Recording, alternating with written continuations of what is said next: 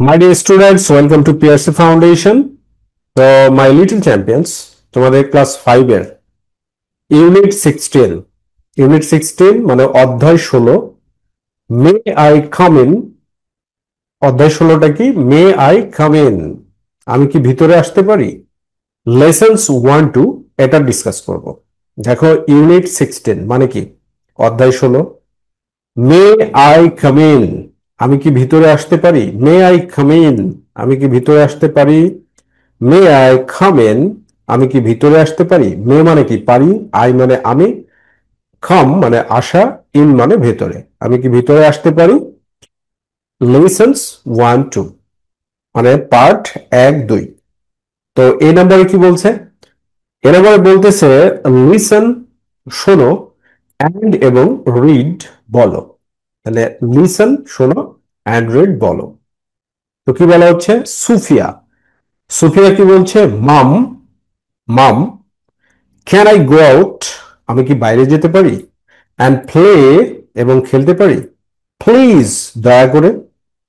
এবার মাদার বলছে, mother mother মানে কি? মা। মা কি বলছে? হ্যাভ ইউ ডান, তুমি কি করেছো। ইউর হোমওয়ার্ক, তোমার বাড়ির কাজ। এখানে বাড়ির কাজ বলতে পড়াশোনা, স্কুলে যে পড়াটা আগামীকালকে ধরবে সেই পড়াশোনাটা করেছে কিনা মা সেটা জিজ্ঞেস করছে।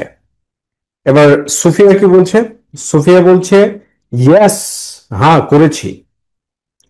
তারপরে মাদার বলছে, মাদার ওকে ঠিক আছে, বাট কিন্তু ডোন্ট প্লে, ডোন্ট প্লে খেলো না, ফর টু লং বেশি সময়ের জন্য, বেশি সময়ের জন্য খেলো না। মানে পুরোপুরি হচ্ছে স্পিকিং প্র্যাকটিস, রাইট। সুফিয়া তার মাকে বলছে, mom can I go out and play please. Mother বলছে have you done your homework. Sufiya বলছে ইয়েস। মাদার বলছে okay, but don't play for too long, কিন্তু বেশি সময়ের জন্য খেলো না। So this is called communicative method. Communicative method মানে কি? কমিউনিকেটিভ মেথড মানে হচ্ছে যোগাযোগের পদ্ধতি। মানে এইভাবেই তো আমরা কথা বলি, তাই না? বাংলাতে বাচ্চারা কি বলে বাইরে যেতে চাইলে? এটাই বলে যে আমি কি খেলাধুলা করতে যাব একটু বাইরে, আমি খেলাধুলা করতে চাচ্ছি, এরকম ভাবে বলা হয়, রাইট। এরপরে নেক্সটে কি বলা হচ্ছে? এই যে এখানে ছবি দেখা যাচ্ছে, ম্যাডাম, স্কুলের ম্যাডাম, এখানে একজন ছাত্র, এখানে আরেকজন ছাত্র বসে আছে, এখানে আরেকজন ছাত্র বসে আছে, এখানে আরেকজন ছাত্র বসে আছে। এবার রশিদ, রশিদ কি বলছে? রশিদ বলছে যে good morning, good morning, good morning, good morning ভালো, মর্নিং মানে সকাল। সো গুড মর্নিং মিনস সুপ্রভাত। টিচার, টিচার মানে কি? শিক্ষক। টিচারকে বলছে গুড মর্নিং টিচার, সুপ্রভাত শিক্ষক বা শিক্ষিকা। May I come in please, আমি কি দয়া করে ভিতরে আসতে পারি। মে মানে কি? পারা। এই যে আমাদের নোটবুকে এভাবে সুন্দরভাবে ট্রান্সলেট করে দেওয়া আছে, মে আই কাম ইন, আমি কি ভেতরে আসতে পারি, প্লিজ দয়া করে। এবার মিসেস আলম, টিচারের নাম কি? মিসেস আলম। মিসেস আলম কি বলছে? মিসেস আলম বলছে যে ইয়েস, ইয়েস রশিদ, হ্যাঁ রশিদ আসো। হোয়াই আর ইউ লেট, মানে তুমি এত দেরি করেছো কেন। হোয়াই আর ইউ লেট, তোমার এত দেরি হয়েছে কেন। হোয়াই মানে কি? কেন। আর ইউ লেট, তোমার দেরি হলো। রশিদ, রশিদ কি বলছে?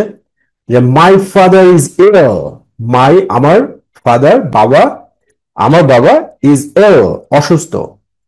উই ওয়ার আমরা ছিলাম, উই ওয়ার আমরা ছিলাম, অ্যাট দ্য ডক্টরস চেম্বার ডক্টরের চেম্বারে ছিলাম, মানে ডাক্তারের কাছে গিয়েছিলাম। মিসেস আলম, এবার টিচার বলছে, মিসেস আলম কি বলছে? আই হোপ, আমি আশা করি বা দোয়া করি, ইয়োর ফাদার তোমার বাবা, গেটস ওয়েল সুন খুব তাড়াতাড়ি সুস্থ হয়ে যাবে। গেটস ওয়েল সুন খুব তাড়াতাড়ি সুস্থ হয়ে যাবে। সিট ডাউন বসো, প্লিজ দয়া করে, কার্টেসি, রাইট। তাহলে কি তোমরা কি করবে? যখন স্কুলে যাবে একটু লেট হলে তখন সকালবেলা আগে টিচারকে বলবে গুড মর্নিং টিচার, তারপরে বলবে কি may I come in please.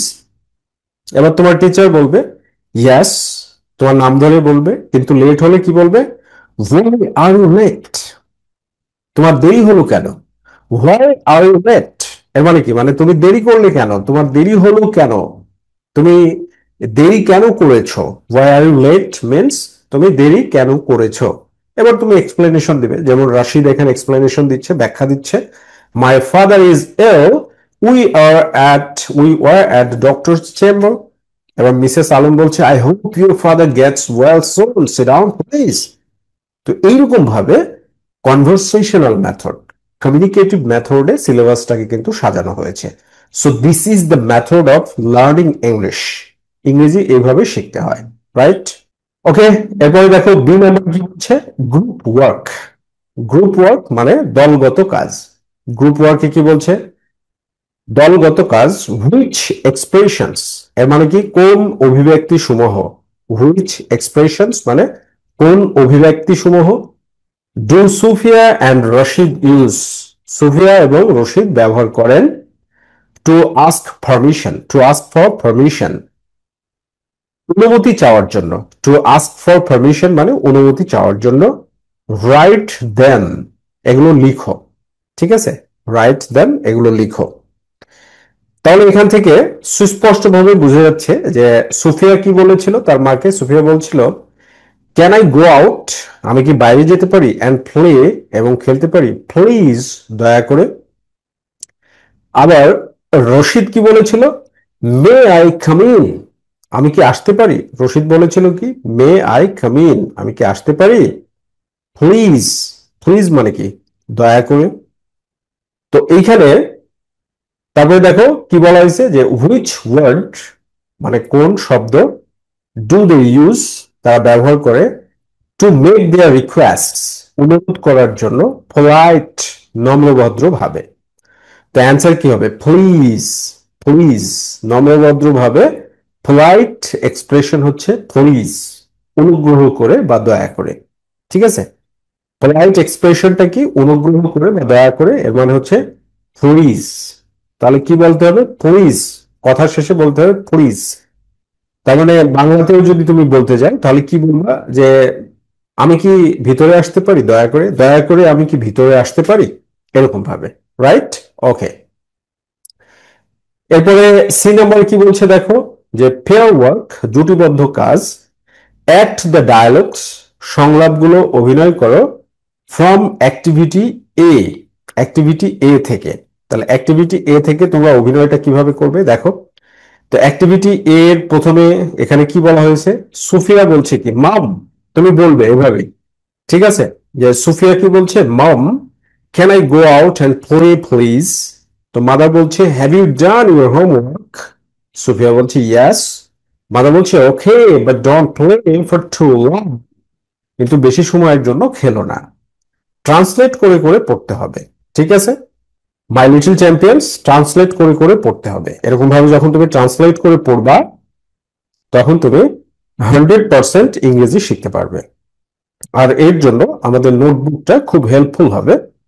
তো সুপ্রিয় অভিভাবক বৃন্দ, যারা আপনারা দেখছেন ভিডিওটা, তারা অবশ্যই এই যে মাই ফাদার ইজ এল, আমার বাবা অসুস্থ, চমৎকার একটা ব্যাপার। মাই ফাদার ইজ এল, আমার বাবা অসুস্থ। উই ওয়ার, আমরা ছিলাম, অ্যাট দ্য ডক্টরস চেম্বার, ডাক্তারের চেম্বারে। তাহলে এইভাবে কিন্তু আপনার বাচ্চাকে শিখতে হবে, রাইট, এবং এইভাবেই শেখাবেন।